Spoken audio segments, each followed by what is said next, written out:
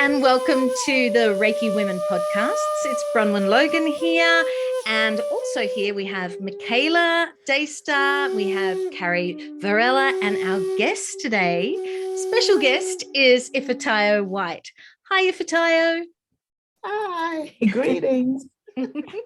Ifetayo is in St. Helena Island in South Carolina. So if you ever want to catch up with her, that's where you'll find her. And she has a website, which is Ifetayo, which is Ifetayo, white.co. Did I get it right? Exactly. Yes. See, good. Awesome. Thank you.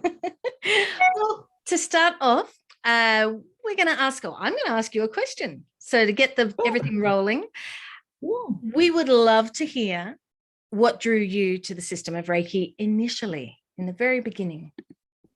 Such a great question, because I wasn't drawn to the system of Reiki initially. I'm from Washington, D.C. originally, and friends of mine were becoming Reiki in the 80s. And I loved receiving Reiki, but I wasn't really interested in being a practitioner.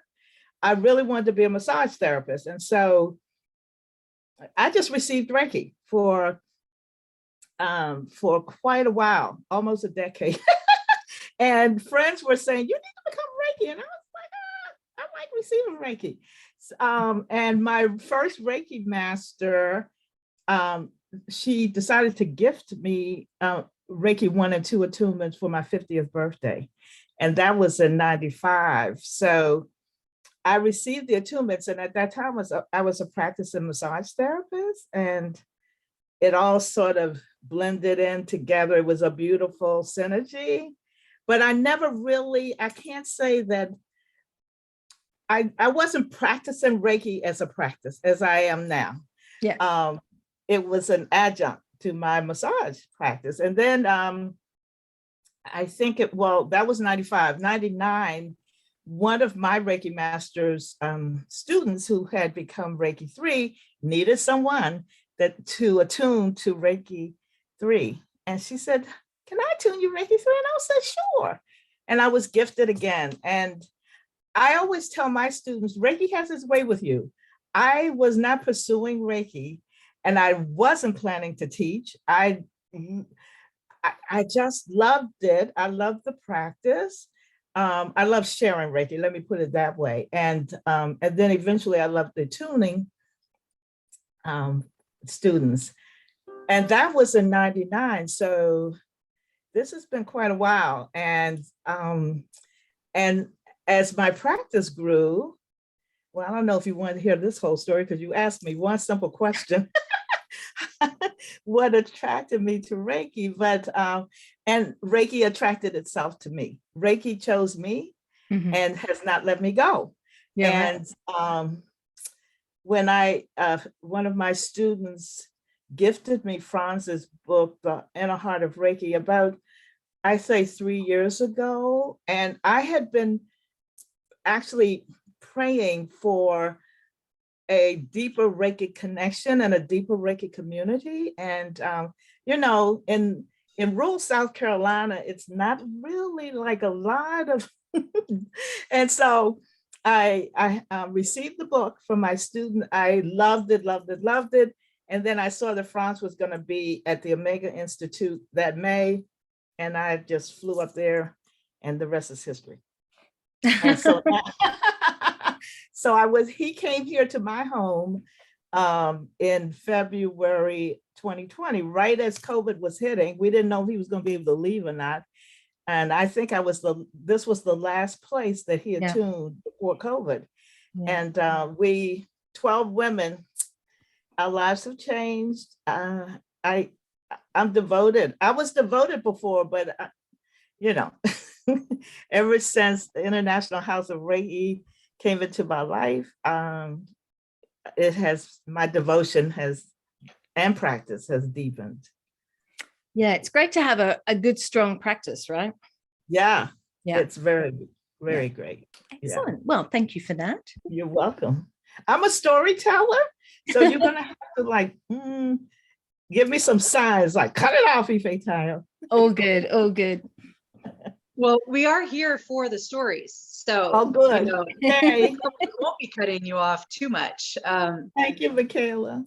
Absolutely. And, we'd love to hear your stories about specifically your connection with the Reiki Precepts. That's something that, we've worked among the three of us. What is our relationship with the Reiki Precepts?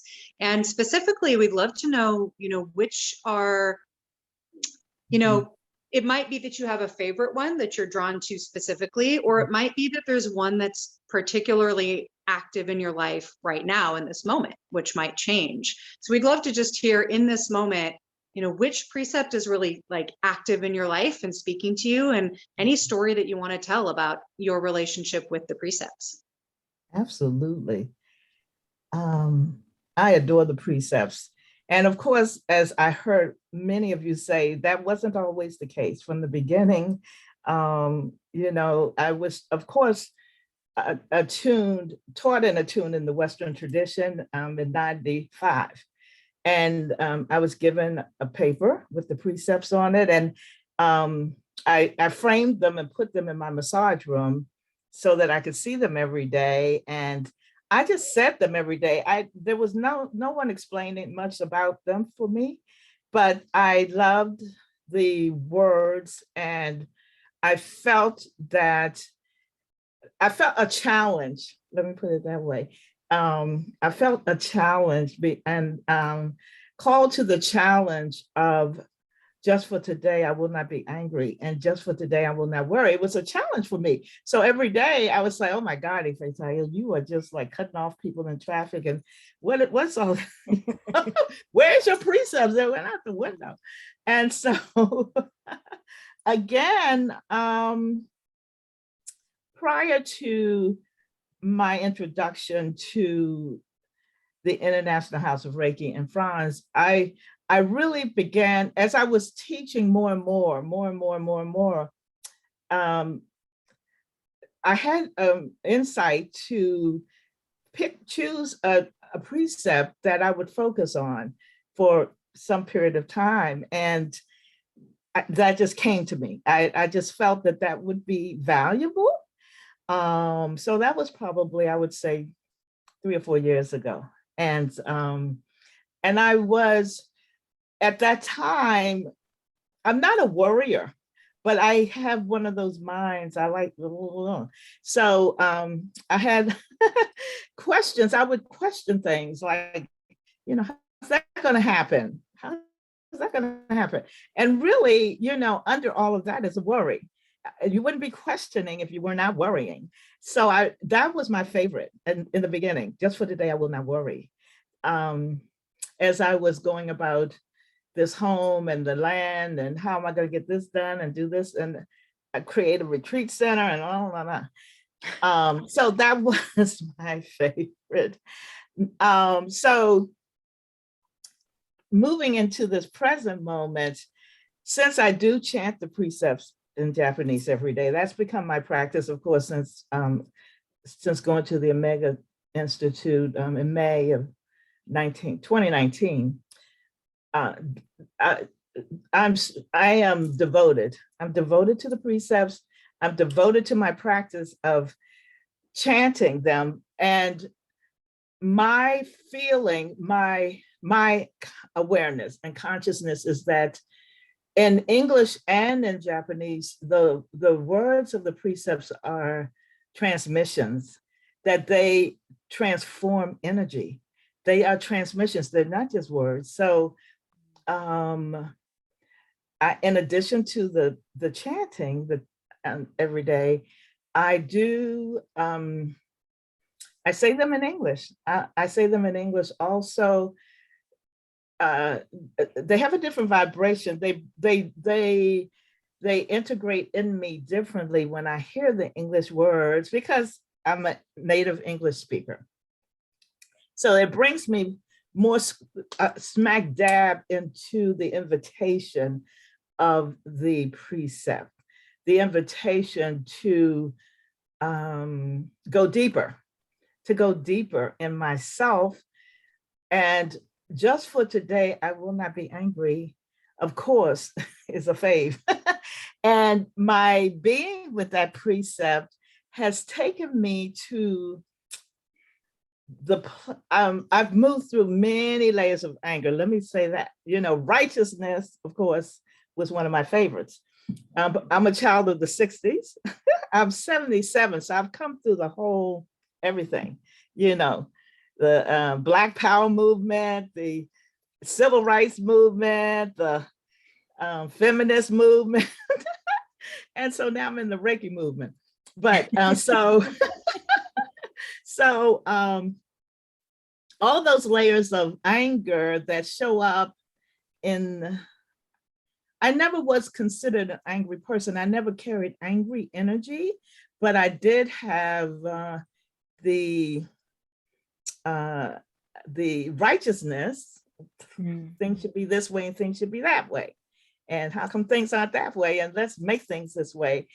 And also, in this present moment, my invitation is to look at my irritations as a form of anger. Being irritated to me is a form of anger. And I can catch that pretty regularly every day. That it's like baby anger.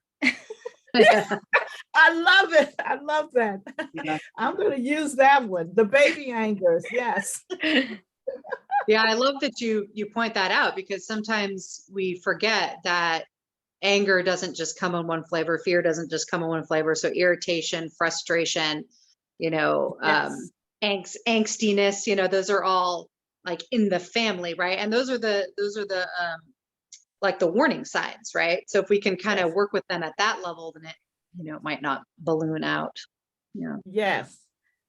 Impatience, it's there. We have a smorgasbord to practice, and I remember my daughters are very grown women, and when they were little, I was really against hitting children and capital punishment, all of that. They were born in the 70s, but I came out of a family where that was what you did. But for me, that was cruelty.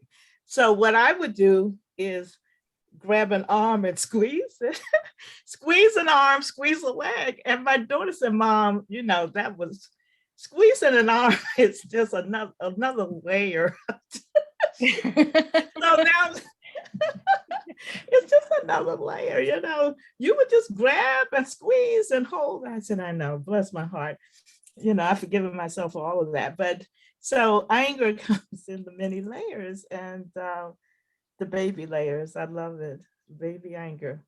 So tell me a little bit more about, obviously the title of our podcast is Reiki Women. And I'd love to hear from you as a woman of color. If you would share, what pressures you feel that society places on you as a woman of color. That's a great question. I personally, I don't know, how can I say this?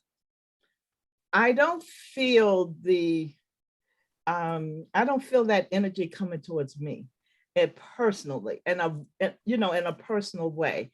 I am empathic, so I am very much in the feeling of what's happening in the whole for all of us.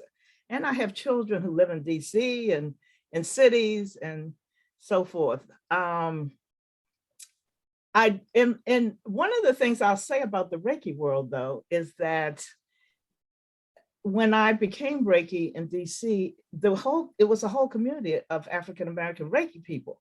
And so I'll often get this feeling from people that Black folks don't practice Reiki, or there's no Black Reiki masters or African American Reiki people.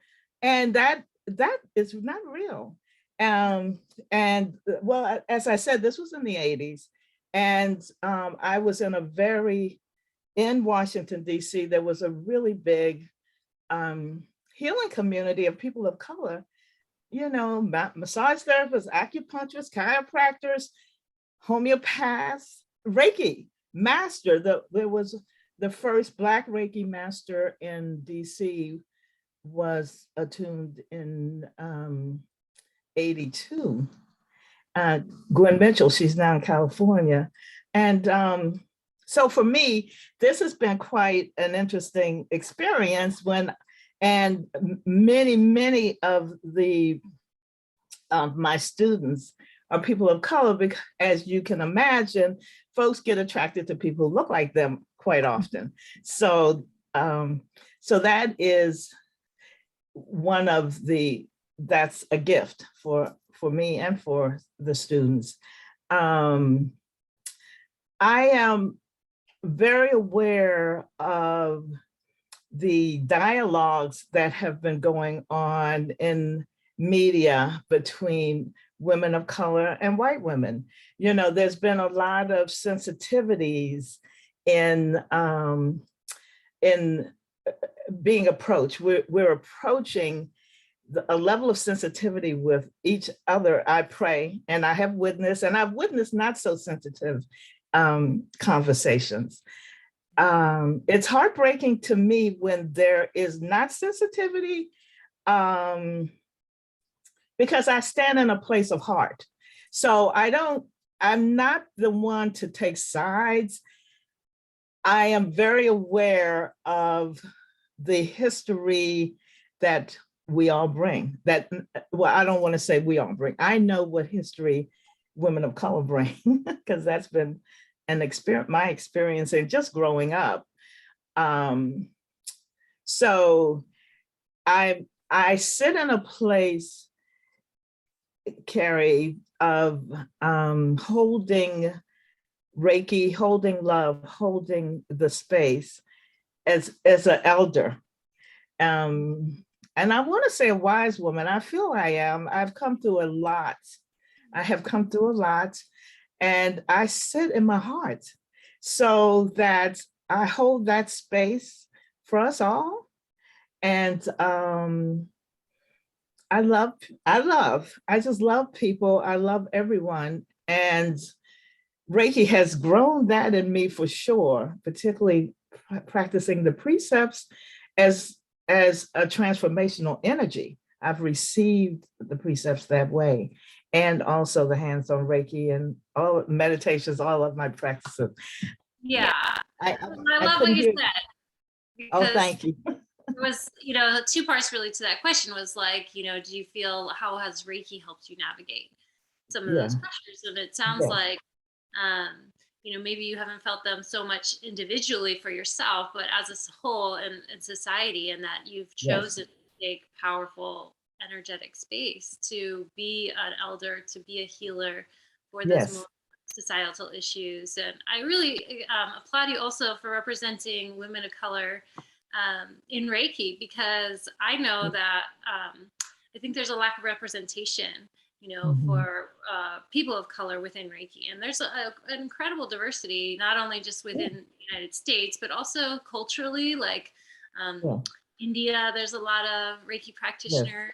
And I feel like that there's not a lot of ability to speak voice or represent diversity. And so I think I hope that somebody who's listening to this podcast today feels represented by your point of view, that you're holding space for the African American community, and being a Reiki practitioner, an African American Reiki practitioner. That's wonderful. I haven't seen as much, but I don't live in really diverse cultures, so it's good to know that there are communities out there. Yes. And hopefully more and more of us interconnecting.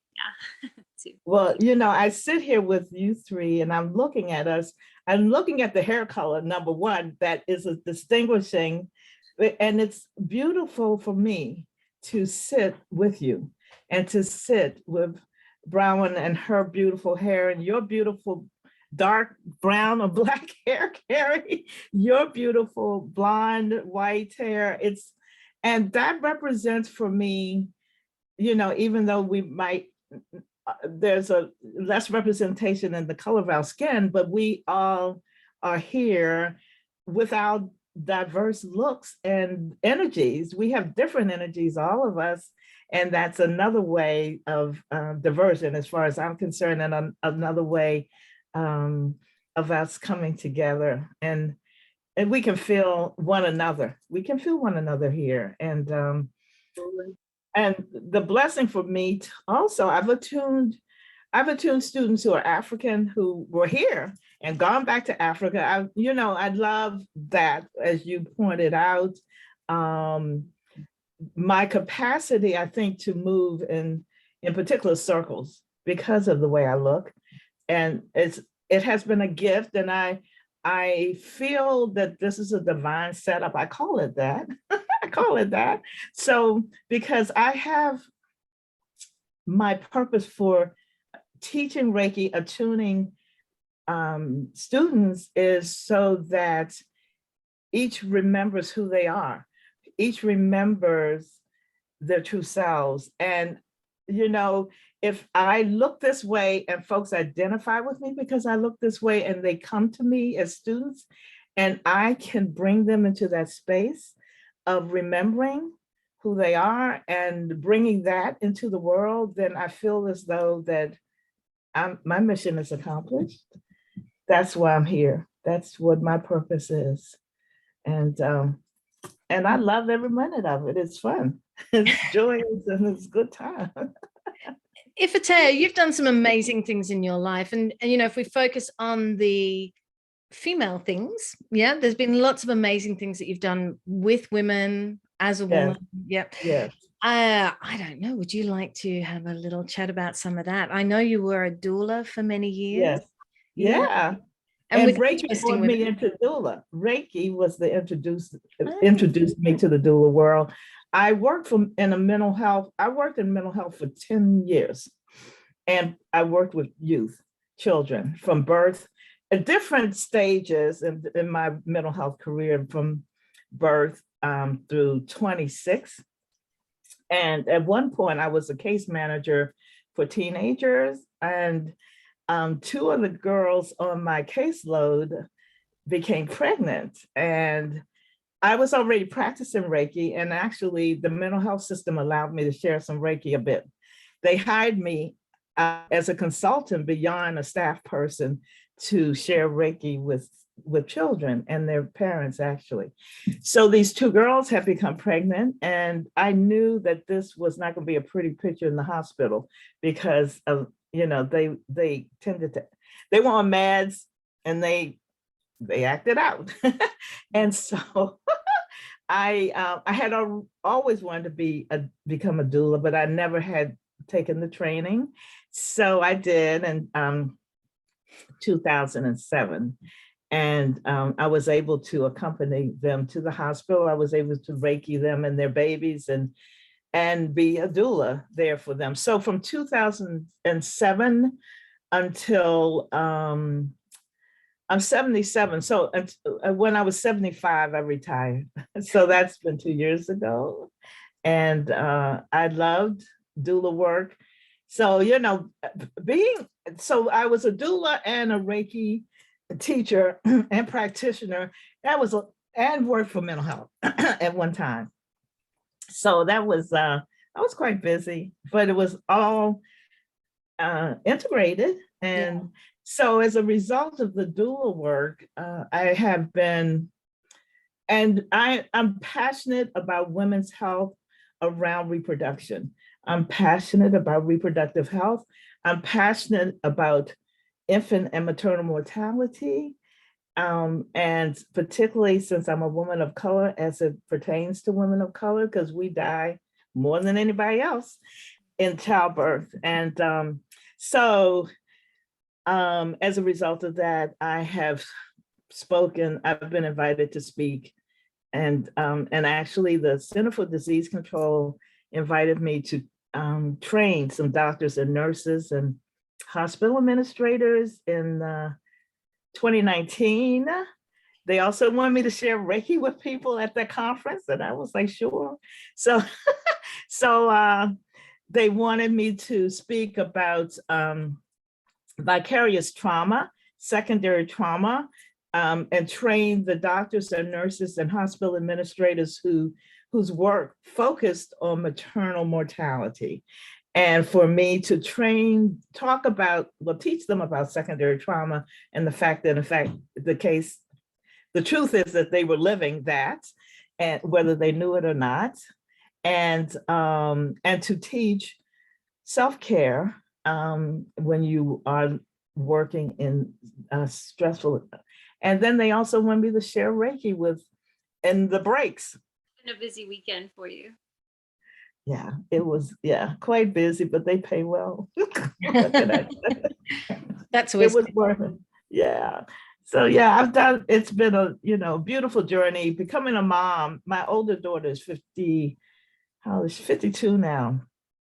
That was life-changing for me. That changed my whole. I was a Russian translator out of college and translated Russian for years. And then my daughter was born and that all went out the window, Yeah, she taught me a lot. She taught me who I was as a human being and a growing person. I was fascinated by how we grow, how we're born, how we grow. So that began to, change things for me. And here I am, grandmother now. Yeah. So I was thinking before, it's sort of like you're like, when you're talking about the wise woman, and I don't want to put, people into boxes, but that lovely, I was going to say mother energy, but it's more like a grandmother energy, isn't it? It's that the grandmother that is there for you. And it's that energy that really that I guess we can find within ourselves, isn't it? Yes. And that's what you stimulate. Yeah. Always. Yeah, it is. That's it. We can find it. It's always all within ourselves. And I approach my work with Reiki students. I am a mother. I to my heart, I'm a mother. That's just who I am. And a grandmother, of course, but as any devoted mother, we teach our children to be all of who they are and to shine in the world who they are. And that's, to me, that's my intention for my students. To bring that light to the world. So I sit as mother and grandmother and anything else you want me to sit as. Yeah, I was thinking grandmother because the whole concept of a grandmother is in many ways that they're there for you completely for the grandchild, but they don't have all the practical issues that a mother has, of like having to run the house and cook and what I don't know, what does a mother do, but all the things I do know what a mother does, but you know what I mean, all the practicalities of life. And a grandparent has a different place, doesn't it? Yes. And that's sort of very special. Yeah, I like it. It's very special. When I turned 70, that to me was, without getting in a box again, it was very significant. And I felt that place, brown one. I felt that place of an elder, of a grandmother, and a lot of the concerns of the everyday life that a mother would have, I don't have. I am free. I am free. And I know Michaela has a child. I know that. And and I know Brown has an older child. I don't know about Carrie, but Carrie's got little ones.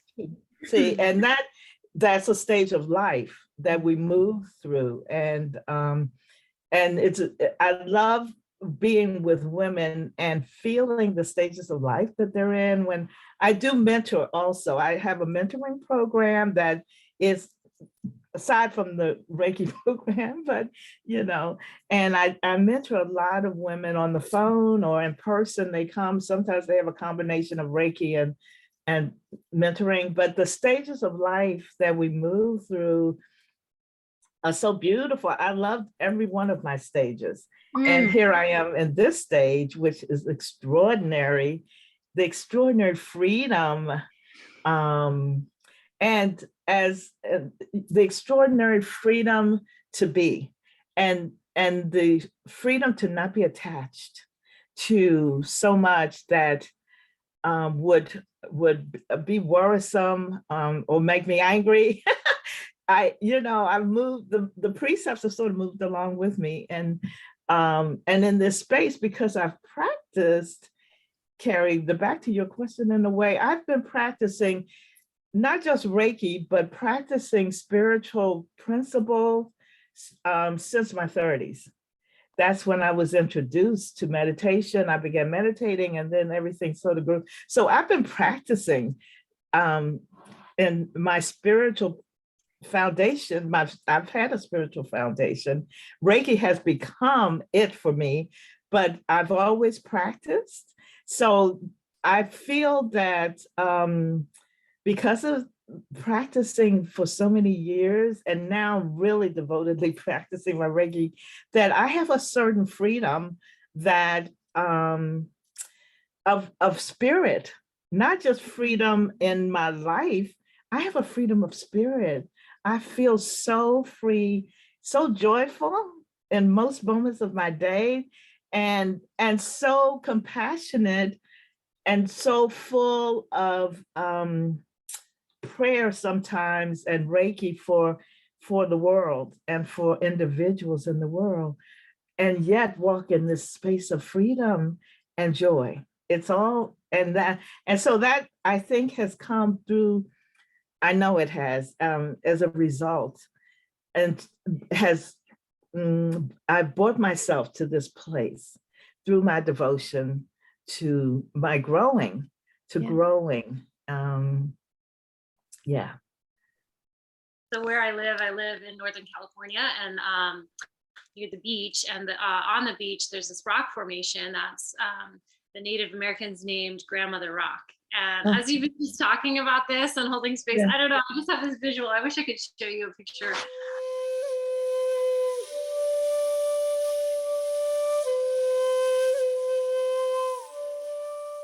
She's just overlooking the ocean, and she's just holding so much space. And that's what I feel your energy too, just holding so much space for yourself and your joy and your freedom that now you get to enjoy as an elder. Because I know the feeling, I don't know, I don't feel a lot of freedom right now in my life with my young children, because I'm just, so in the grind of, but I know that freedom will return, It and will. I feel that you're holding all this beautiful space for, your children, the children that you've doulaed, and really for humanity. And in that process, though, you give yourself this ultimate freedom and joy. I think that's beautiful. Thank you. I have so much I could say about that. And the cycles of life again, Carrie, and my remembering when I was a single mother with small children. I never remarried. I did live with someone for a while, but I never remarried. So pretty much, it was a challenge to, even with my spiritual practices, with meditating, and my children were 7 and 10, and I said, you can't come in the room for 20 minutes. I was practicing transcendental meditation, and they would whisper under the door, "Mommy," and so you make a way, and so now they meditate. I mean, it's a beautiful thing. And I also want to say to you, Carrie, my grandmother name for my grandchildren call me Nisa. And Nisa means grandmother moon in a Native American Seneca. When my daughter was pregnant with my granddaughter, she asked me, what did I want my grandchildren to call me? And I knew this song, Nisa, Nisa, Nisa. I would sing it all the time. So I've chosen that. And also the sea turtle is my personal totem, and that is a big mother sign. So I've always been that.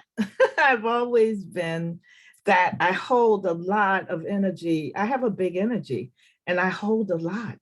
I hold all of you guys. I hold all of my students, my kids, my children, my grandchildren.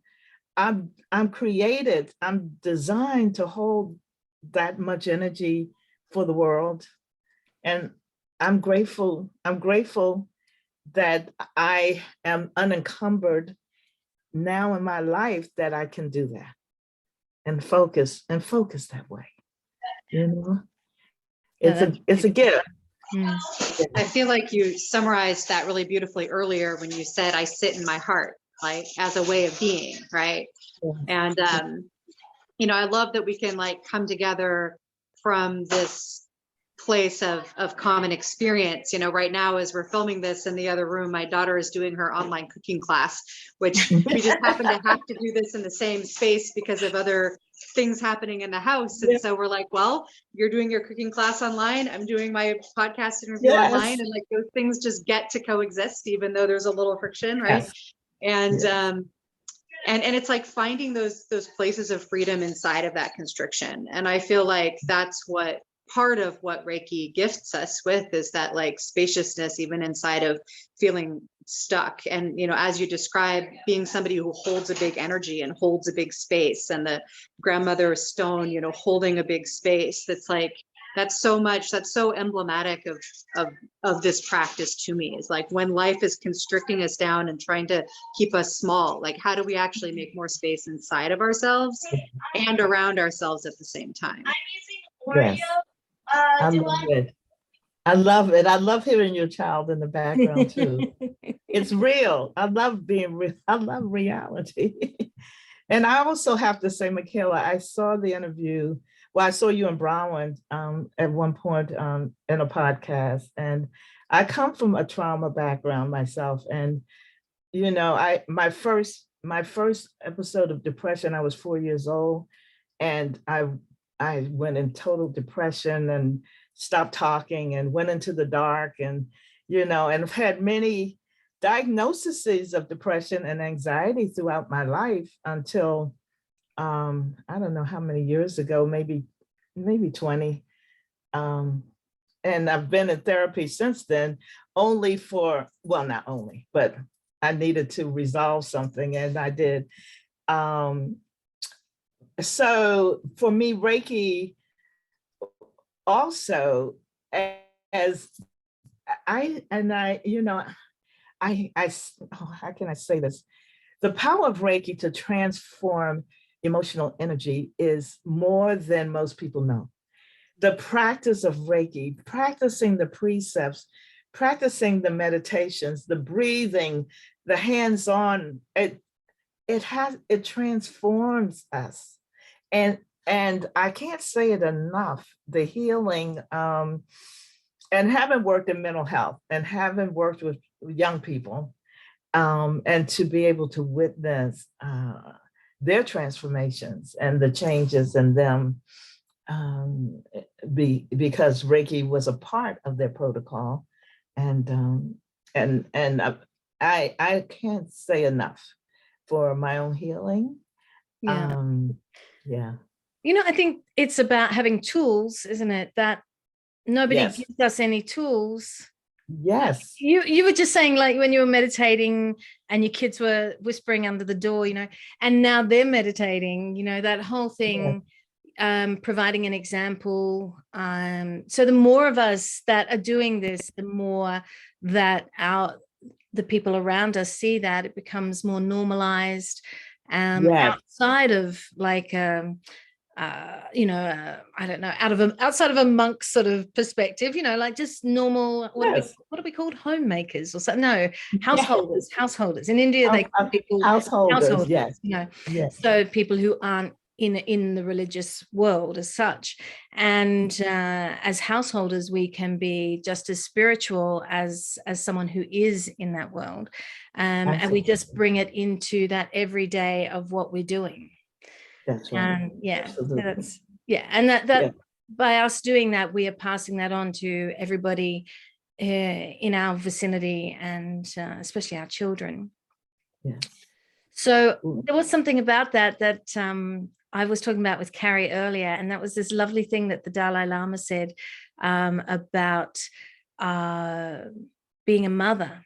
And I was just thinking about that whole mother energy. And he was saying that, each of us has been each other's mother at some point, because he believes in reincarnation. Yeah. Yes. So I believe so. So, that idea that we would all have been each other's mother. And also, if you think about it, we can take that further. We would all have been each other's grandmother at some point, right? And we would have all held that space and that energy for each other. And to remember those things. And that's the great thing about having lovely discussions like this and doing our practice, that we can tap back into that memory inside of us of what that feels like, and what that means to be there for each other and have that compassion and empathy and wisdom. Yes, I think so. I feel so. I so feel that, Brown. I feel everything you said just resonated with me so much. And sitting here again, I just love sitting here with Reiki women. It's so nourishing, nurturing, and powerful. So that nurturing energy, that mother energy, is here.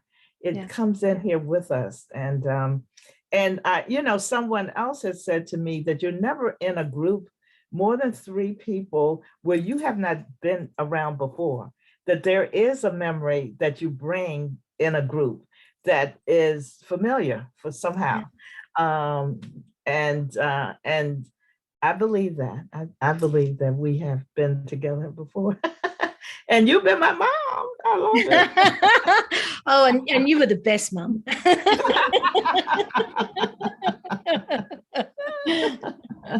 Yeah. Oh, it's lovely, that potential, isn't it? That we have within us.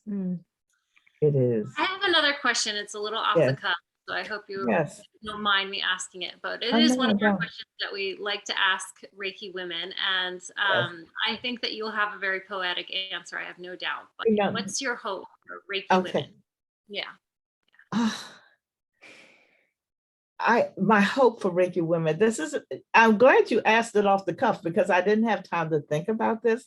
And the first thing that came to my mind, interesting to me, is that we become softer hearts.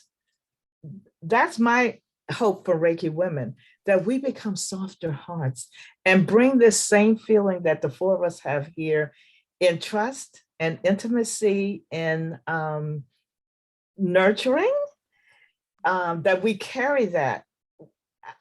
And as Reiki women, we carry that energy, not just hands-on, but carry that energy as Reiki women into our families and our environments, into our workplaces, that we become, that we would be recognized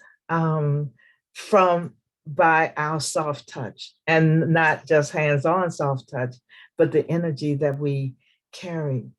That's my hope. I don't have, I could say things like, I would hope that we would have, 10 times more Reiki women practitioners or teachers, and that will happen. That is happening. But it's much more, to me, my hope is that we represent meaning exude a certain energy of healing, that we walk around being the healers that we are, the mothers that we are, that we radiate that from ourselves in all of our relationships and our coming together. That's my hope. It's on that level. That's beautiful, Ifetayo. So I think we might finish up on that lovely note. Thank you for that question, Carrie. That was beautiful. That was beautiful. Thank you, Carrie. I think it was Michaela's question, really. I'll give her credit. Thank you, Michaela. That's such a good answer. So it's all a team effort here.